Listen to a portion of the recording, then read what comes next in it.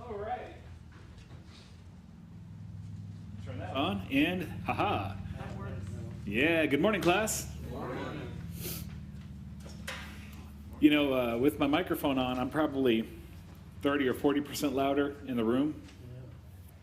However, on the live stream, I am infinitely louder. Yeah.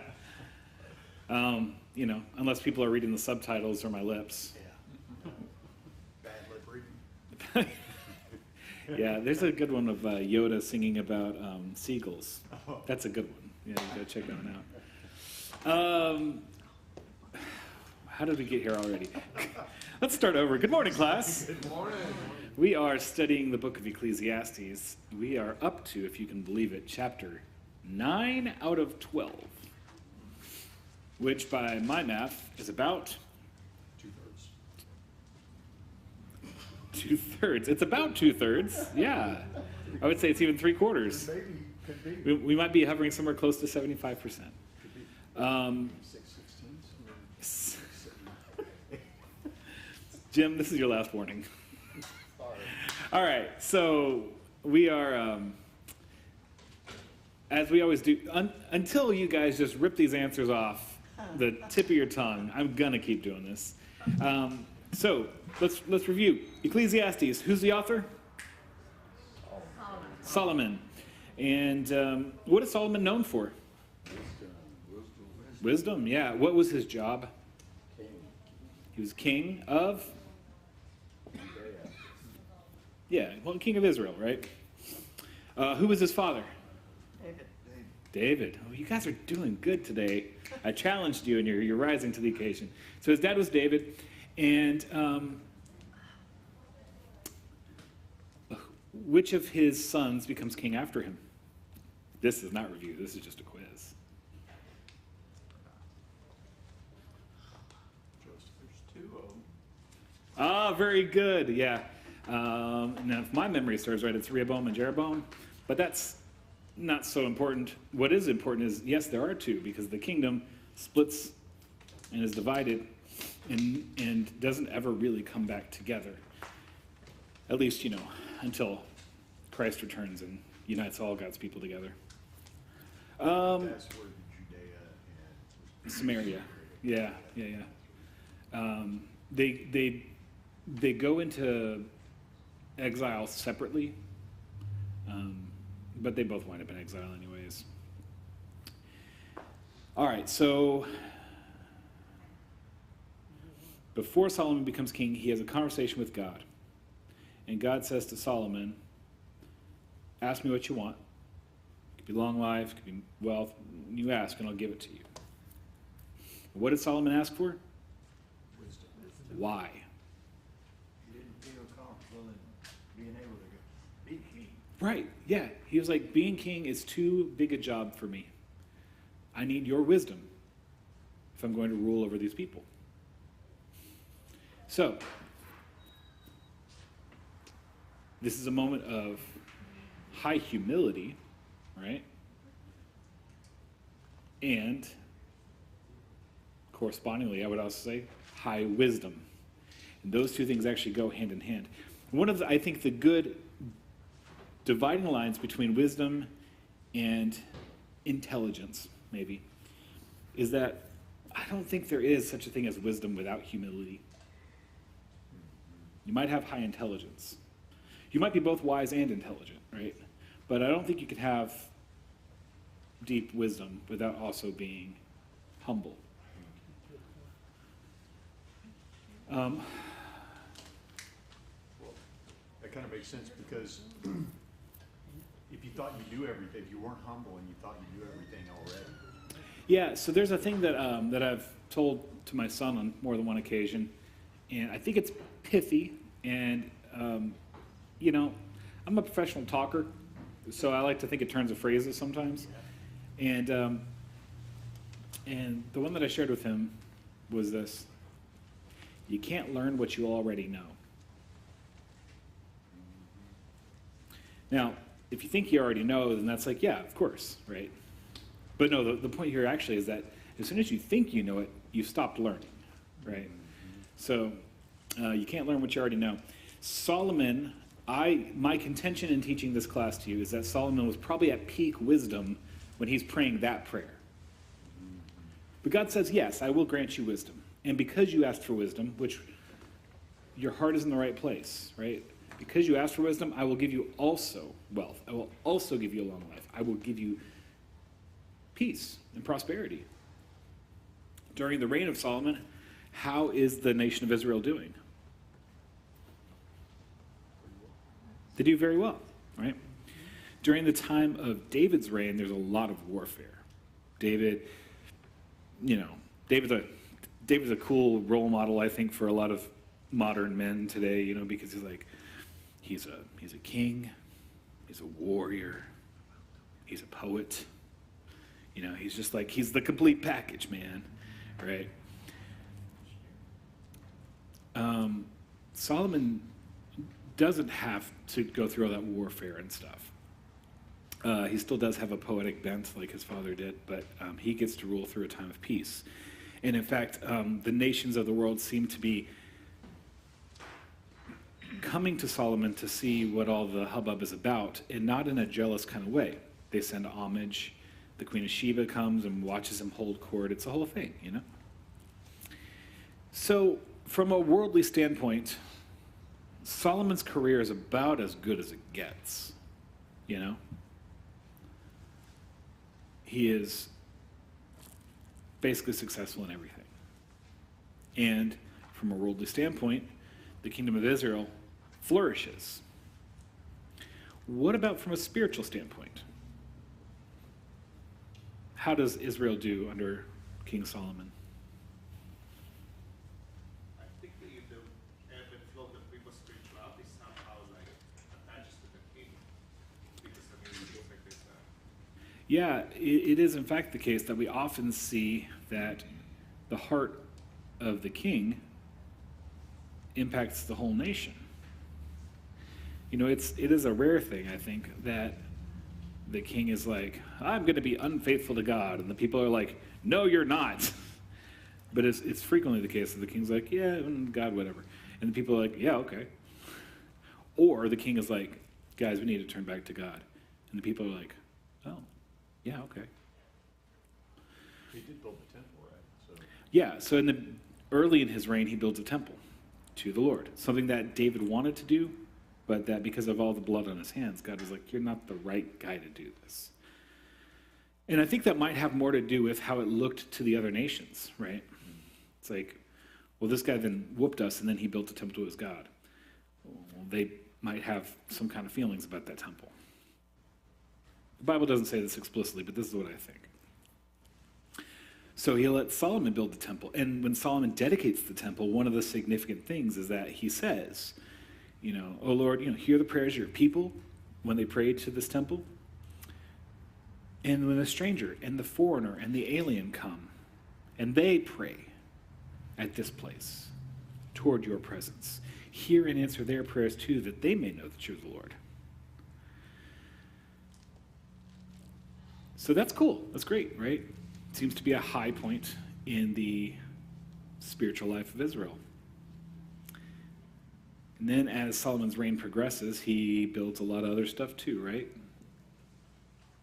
Specifically, he starts building places of worship for all these pagan gods of the 700 women that he marries, right? And you can just kind of tell that over the course of Solomon's reign, he starts thinking more and more about Solomon and less about God. Didn't you say that the 700 women were almost like 700 treaties or something? It's like you marry your enemy's daughter. I've heard that, and maybe it's true. I don't know how to substantiate that. I can't think that he's marrying 700 women for love. No. Like, he goes to a speed dating event, and when they get to the end, he's like, I'll just take them all. Y'all got a sampler? Yeah, But it's a great way to stop your enemies from invading. I mean, presumably. Daughters are in your house. Well, you say a great way. It might be A effective. way. It's a way. Yeah. But no, and this is a significant downfall for him. Yeah. As he is successful as a king, it seems that he grows less and less dependent on God. And if you know anything about wisdom, the fear of the Lord is the beginning of understanding, right? It's the beginning of wisdom. So you would like to say Solomon is the wisest king ever. He rules during a time of peace, and they all live happily ever after. Does he live happily ever after? Have you been reading the book? Does this seem to be written by somebody who's happy? Conflicted. And that might be putting it charitably, right? It's a guy who's struggling, I believe, with hopelessness and depression.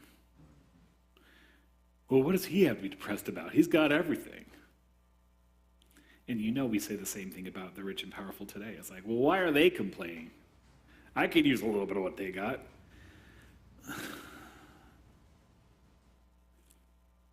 David had a lot less, but he was a lot happier.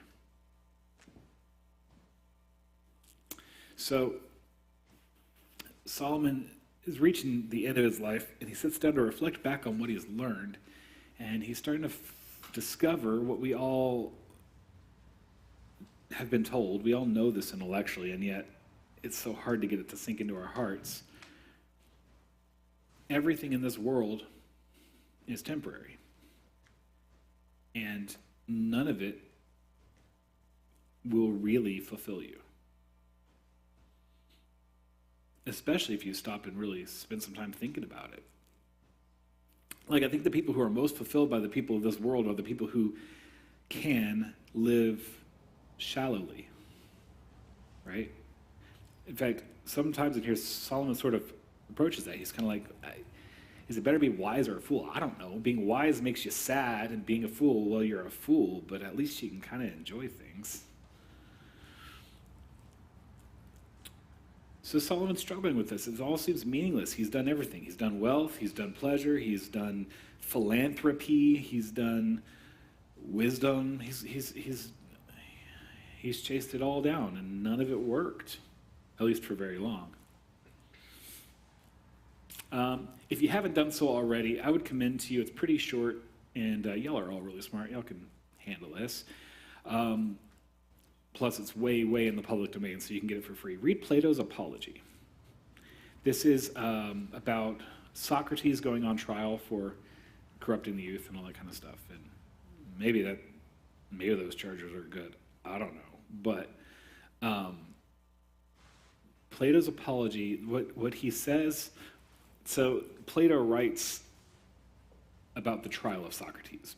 And so the way he writes Socrates, much of it parallels this. He's like, I was trying to figure out what everything means, So I went to the philosophers, and I was like, hey, I don't know what it means. What does it mean? And then they all talked a lot.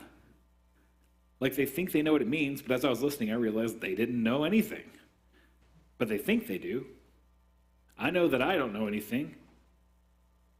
So at least I've got that over them. And then I went to the artists, right, because they do all these deep and meaningful works, and they're transcendent. And so I talked to the artists about their work, and you know what I discovered? They don't understand it. They think they do, but they don't. I know I don't understand it, so at least I got that on them. And, and he goes, it runs very parallel to this. So anyways, just in your own time, you could probably do it I'm a slow reader, but you can do it in a short amount of time. Yeah, read it and let me know what you think.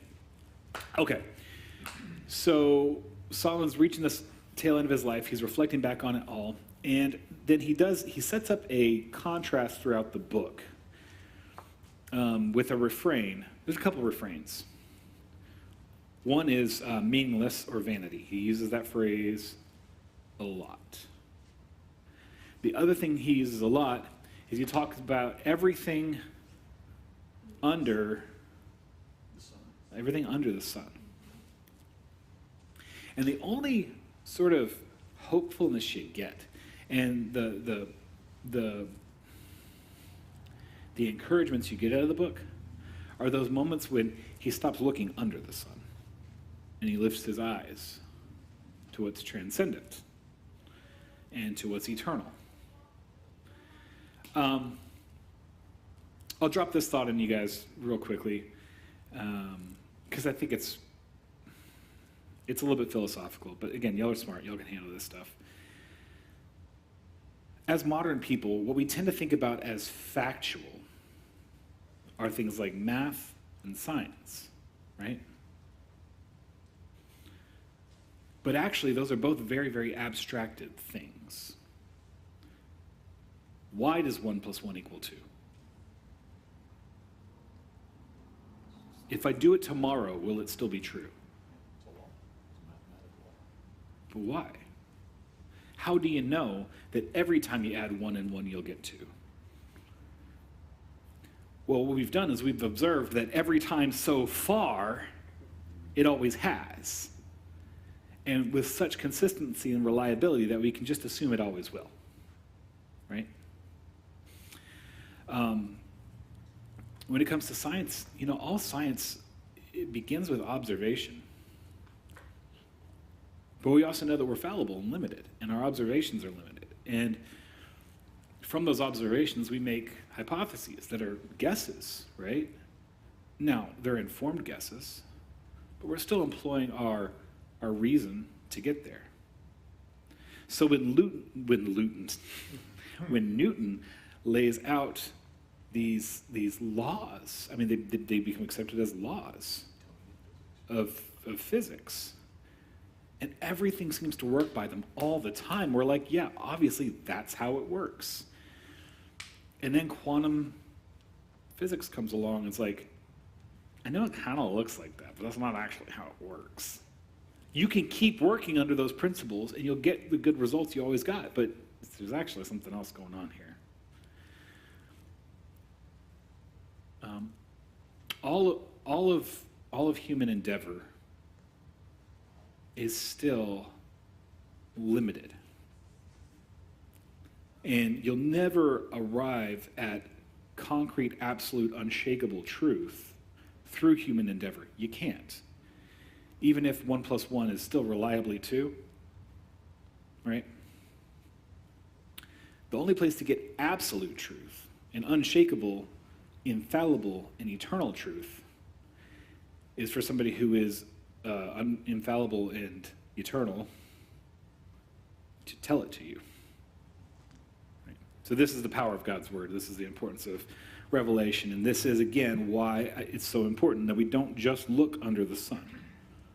Okay. Let's get after it. Ecclesiastes chapter 9, if my notes are correct, and somebody validate that for me. Fantastic. I have multiple people nodding. All right, so Ecclesiastes chapter 9. Solomon says, "So I reflected on all this and concluded that the righteous and the wise and what they do are in God's hands. But no one knows whether love or hate awaits them. All share a common destiny, the righteous and the wicked, the good and the bad, the clean and the unclean, those who offer sacrifices and those who do not." What common destiny is he talking about? Death. Which means that when he's making these statements, he's still limited his perspective. And understandably so. But as a Christian, I hope you react a little bit against what he's saying here. Because our perspective isn't limited to the grave. Or limited, let me say limited by the grave. As it is with the good, so with the sinful. As it is with those who take oaths, so with those who are afraid to take them. This is the evil in everything that happens under the sun. The same destiny overtakes all. The hearts of people, moreover, are full of evil, and there is madness in their hearts while they live, and afterward they join the dead. Anyone who is living has hope. Even a live dog is better off than a dead lion.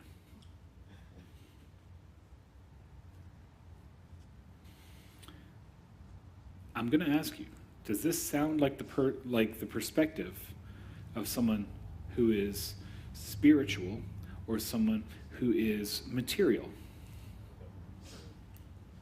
This seems to be a very materialistic perspective. Now, can we take a little spiritual truth from it? Yeah, I think so, right? A couple things.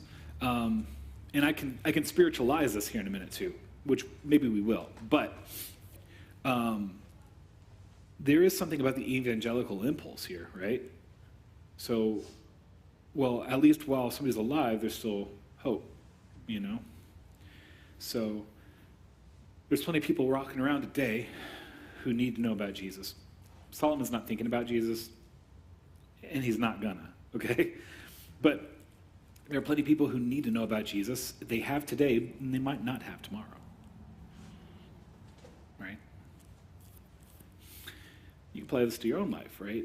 You've got a lot of stuff that God wants you to do.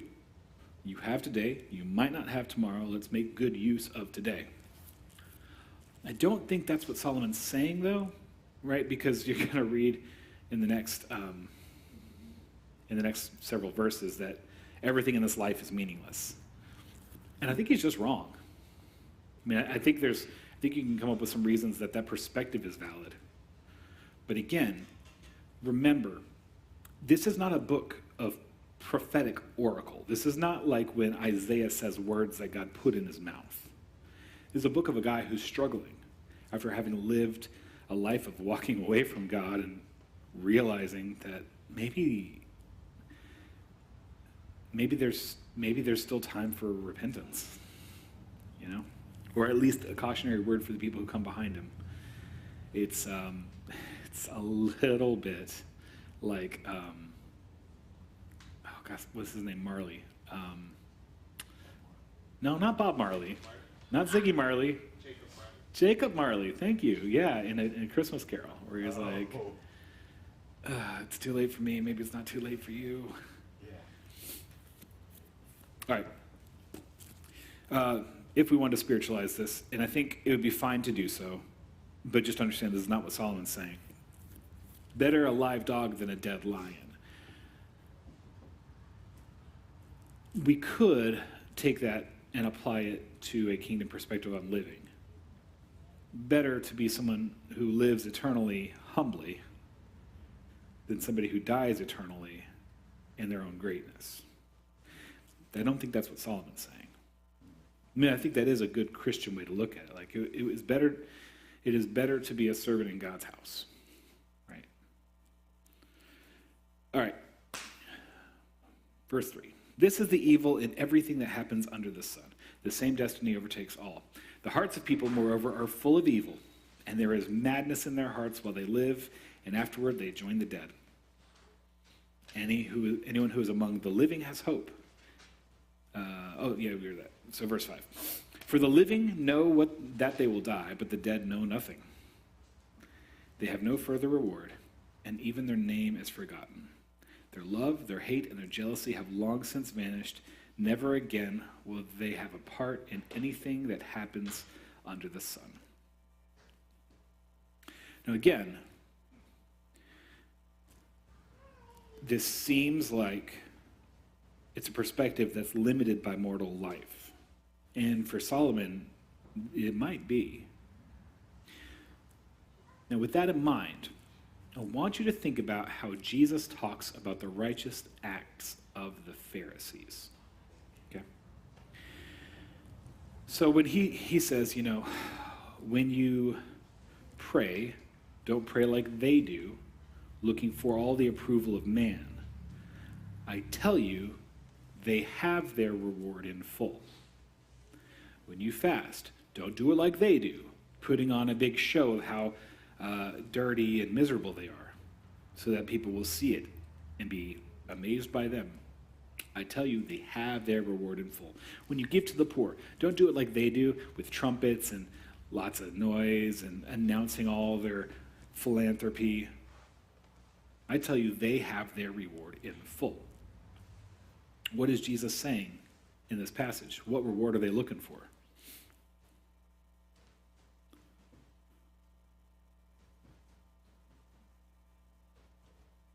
Recognition, fame. Yeah. They're looking for the approval of other people. They're looking for other people to see how righteous they are. Instead, the encouragement for Jesus is when you pray, don't worry about what everybody else is thinking. In fact, don't make a show of it at all.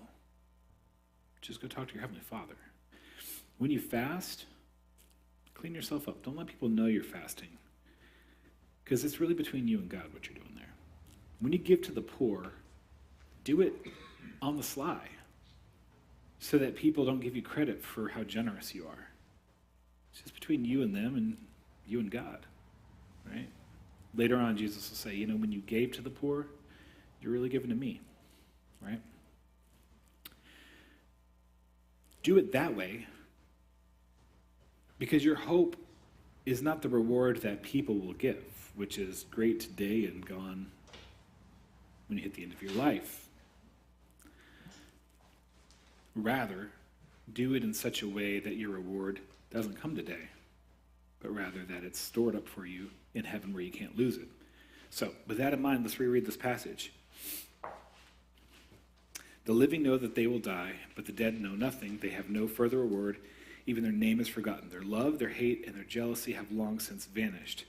Never again will they have a part in anything that happens under the sun. So, again, to reframe this, if your life is all about what happens here, then you are pouring into things that will necessarily end. Solomon isn't delivering the inverse hope, that idea of storing up your treasures in heaven, but that's part of the joy of knowing Christ, is we can read both ways in this passage.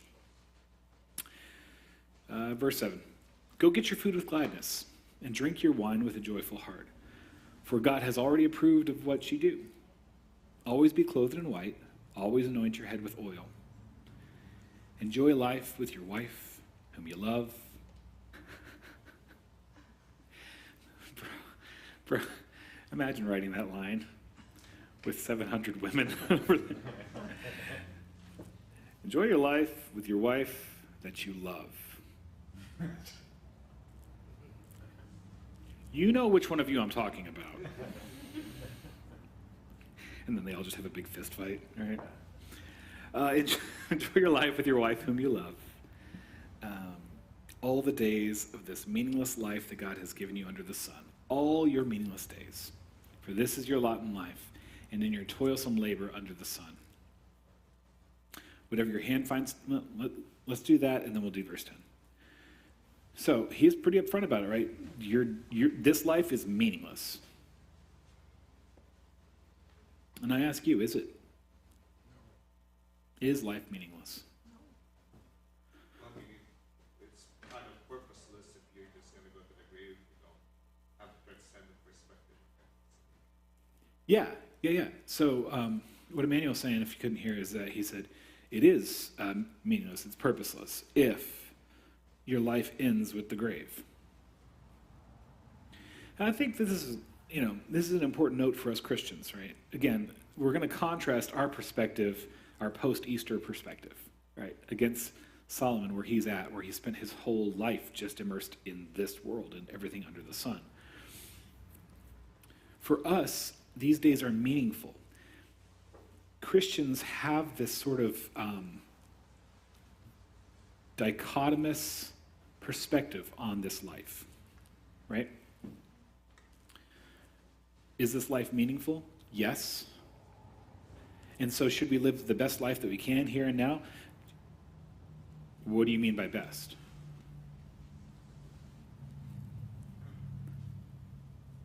Is your house important? No. Yes. Maybe. How about your clothes? Do they matter? Sort of. What makes a difference? Well, anything that I'm receiving with thanksgiving as a gift from God, that has value. And then using in a way that is pleasing to God, that has value. Anything that doesn't fall into that loop kind of is meaningless. Your body, right? Are you your body? I think a lot of us, our impulse is to say no. But God made that body as part of who you are. Will that body last forever? No. Maybe, kind of. It'll be resurrected. You know? So, do I need to obsess about it? No. Do I need to care for it? Yes. Do I need to use it to God's glory? Absolutely. So for Solomon, who only is approaching this from half the story, he gets the meaningless side of it. But what's interesting is for us, I think, as people with an eternal perspective, what is for him a black hole of hopelessness, it's actually kind of liberating for us, right? He's like, well, I have all that and it doesn't fulfill me. And it's like, why did I spend all my time doing it? And we're like, yeah, why did you spend all your time doing that? You could have been much freer. You know that the nicest clothes you have don't stack up to the wildflowers in the field?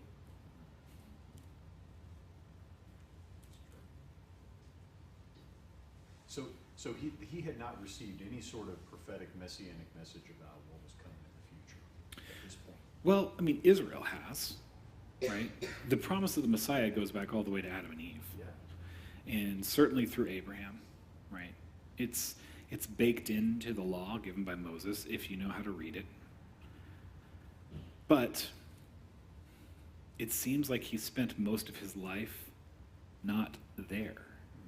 He spent most of his life in the affairs of this world. Whatever your hand, verse 10, whatever your hand finds to do, do it with all your might. For in the realm of the dead where you are going, there is neither working, nor planning, nor knowledge, nor wisdom. You can see that he has sort of a unified thought about what life after death is. Basically, he doesn't think about it at all. Right? And this is not necessarily ubiquitous amongst God's people. Like, they did have a sense of afterlife in the Old Testament. That's not. But again, Solomon's been so material that that's his perspective right now. As a matter of fact, I think there actually might be working where I'm going. Because remember the Garden of Eden, before sin, work was part of the deal. But it was a delight.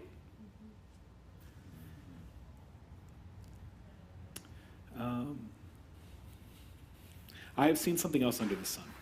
The race is not to the swift, or the battle to the strong, nor does food come to the wise, or wealth to the brilliant, or favor to the learned, but time and chance happen to them all. Right? You can't outrun death. You can't outfight death. And sometimes just the randomness of this world is going to get you. Moreover, no one knows when their hour will come. As fish are caught in a cruel net, or birds are taken in a snare, so people are trapped by evil times that fall unexpectedly upon them.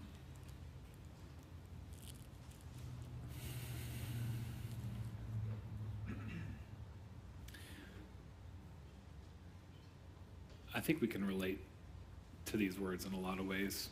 you know. My When I was in 5th grade, my mom was diagnosed with stage 3 breast cancer. And she fought it and was in remission for, well over a decade, 15 years maybe, before she was then diagnosed with stage 4 ovarian cancer, which wasn't even metastasized from the other spot, it just was. And eventually, that claimed her mortal life. And why? She was a good, godly woman. Like, that doesn't seem fair. Car accidents, earthquakes, a stray bullet when somebody is shooting at somebody completely different. You just, it's confusing and frustrating and like doesn't seem fair. And Solomon's like, that's just the way it is. And to him, he says that that's, that it's all meaningless. But I don't think that as Christians who have this whole Bible revealed to us, it's exactly meaningless. The way that we talk about these things, especially as Christians, is, first off, sin is a problem for the whole universe, right? Because of sin, suffering exists, and these problems happen. But I don't think it was like any particular sin of my mom's that got her sick. I don't think that's how it works. But here's what I can say. All of these little things along the way have a couple purposes. Number one, they remind us that this isn't all there is. Don't get too satisfied because we're not there yet, right? I think for all the people of God, and for a lot of people who don't know him yet, they still feel this thing that is a yearning for something better and different than this. It feels wrong. Yeah. And some people go, well, get over it, that's the way it is. And they think that's wisdom. And for others of us, we say, well, that's how it is, but that's not how it should be, and it's not how it's going to be. So these things, remind us that we're not there yet, and they instill in us a hunger for where we're headed. They also serve as a call to humble ourselves and to seek God. My contention in teaching this class is that Solomon was at peak wisdom when he felt the burden without the power. And so he said, God, I can't do this unless you give me what I need to do it. I rely on you to be a good king. All the struggles of life, I don't think God delights in any suffering, but all the struggles of life should be calling us back to fall on him and to rely on him and to lift our eyes. All right, Comment. please. I think there's a lot of people that feel this way. I remember reading an article not long ago about they're starting to take applications for people to go on an interplanetary trip to Mars. Sure. It's a one-way thing, right? Yep. You get on this, there's no coming back, and they've had hundreds of thousands of people sign up for this thing. Yeah. I mean, just ready to check out. Yeah. I don't know if that makes the population growth people really happy, Yeah. We just watched the Three Musketeers by the Disney one that had Oliver Platt and Tim Curry, and Tim Curry plays a terrible man in there. And as they're executing a prisoner, he walks off and goes, "One less mouth to feed." In a self-satisfied kind of way. back then we had the good sense to know that was villainous. Yes, that's right. Yeah, I mean, there are so many people who are living without hope, and their perspective stops at the grave, and they say, well, if that's all it is, then maybe somehow I can just make this meaningful. Or it doesn't matter anyway, so why not? I mean, we don't really have to look at that. I mean, it's the explorers who came to America, they got this land and Yeah, but I will say, for those who came exploring, there was a hope of landing and starting a life. Yeah. be hopeful about Mars. Because there was every reason to believe that there's air to breathe on the other side of the ocean. You know? I mean, like, frankly, they were looking for a shortcut to a place they already went. You know, many of them. You can get to India by going west from Europe, but you got to go really far west. Okay. Let's finish this up here. I saw under the sun this example of wisdom that greatly impressed me. There was once a small city with only a few people in it, and a powerful king came against it, surrounded it, and built huge siege works against it. Now there lived in that city a man poor but wise, and he saved the city by his wisdom. But nobody remembered that poor man. So I said, wisdom is better than strength, but the poor man's wisdom is despised, and his words are no longer heeded. Let's unravel that story for a minute.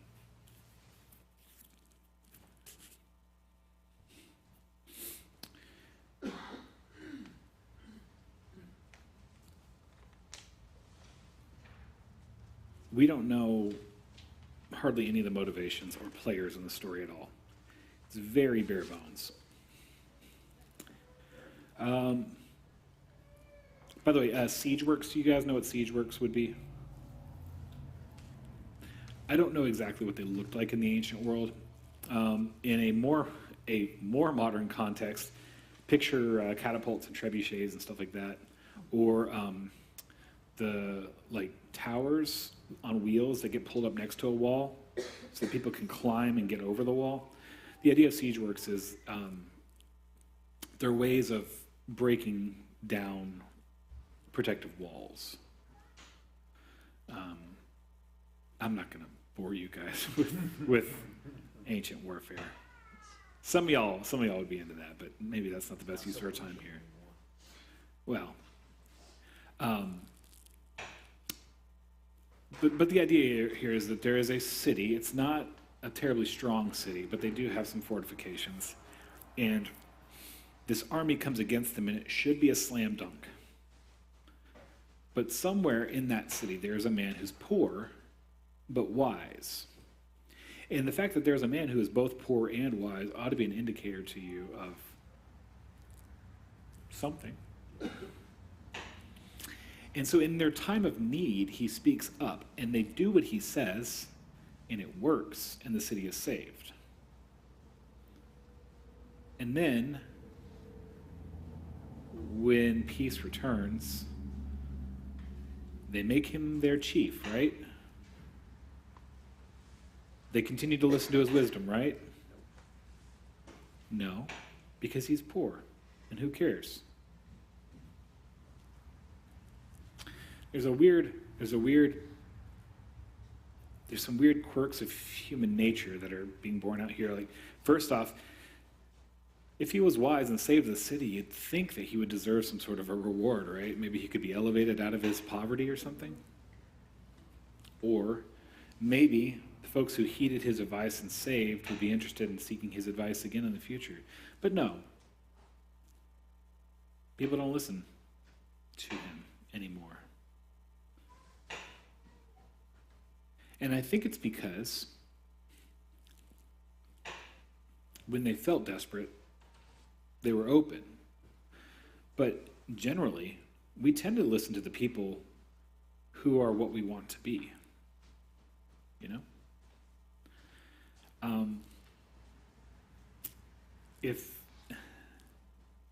if you want to become an athlete, you might choose an athlete to pattern your training routine off of.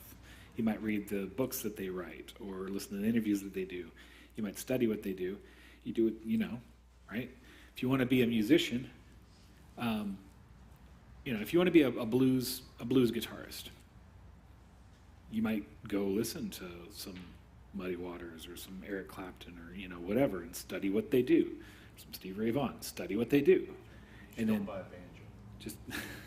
I said blues guitarist, sir. We're talking about real musicians. Yeah, real musicians. That's right. Banjo players, okay. Artists study artists. If you go into Barnes & Noble and you look in the self-help section, you're not likely to find many books written by poor people, right? If you go to the business section, you're not going to find many books written by poor people. People don't want to hear what they have to say. They want to be like the rich people. But paradoxically, Solomon's very rich, and I think he's discovering that there's not much wisdom in that at all. You telling me to write a self-help book?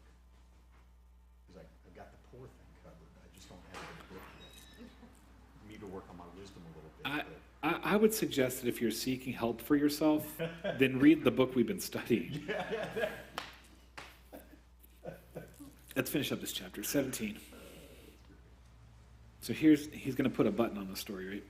The quiet words of the wise are more to be heeded than the shouts of a ruler of fools.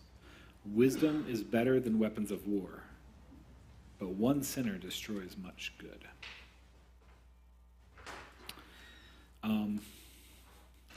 That'll hinge into the verses that we do next week. So maybe we'll leave 18 aside for just a minute. The quiet words of the wise are more to be heeded than the shouts of a ruler of fools. There's something that Obi-Wan Kenobi says in one of the Star Wars movies. I think it might be A New Hope, where he says, "Who's the greater fool, the fool or the fool who follows him?" Right? Yeah. Actually, I'm not sure. Maybe the one that follows, but maybe it's the fool who thinks he should be in charge. So I thought this was interesting. The quiet words of the wise man are to be more heeded than the shouts of he doesn't say a foolish ruler, he says the ruler of fools. But it does probably amount to the same thing, right? Because people who are following this guy are fools, which means that either he is also a fool or a predator, right? It's going to be one of those two things. Either he doesn't know what he is doing to them is foolishness, or he does, and that's even maybe worse. Right? There's a practice that has come up in the last decade or so that when speakers who are controversial come and give talks, sometimes people who oppose them will come, sit in the audience, and when they talk, they'll just shout. They'll just shout to just try and drown out whatever that speaker is saying. Like, is that the best way to go? Is that persuasive? Is that educational? Is it going to change people's minds? I doubt it. It would be better to have a quiet and calm conversation where you get the ideas out and weigh them. But if you've ever written a text or an email in all caps, you probably shouldn't, right? Like, sit down, rewrite that 5 times. And then when you've got proper punctuation and capitalization, and if somebody read it to you, it wouldn't raise your blood pressure, maybe you're ready to go. You know what I mean? All right, so quiet words of the wise. That's it. We're going to wrap up there today. We've got church coming up in 10 minutes, so stick around.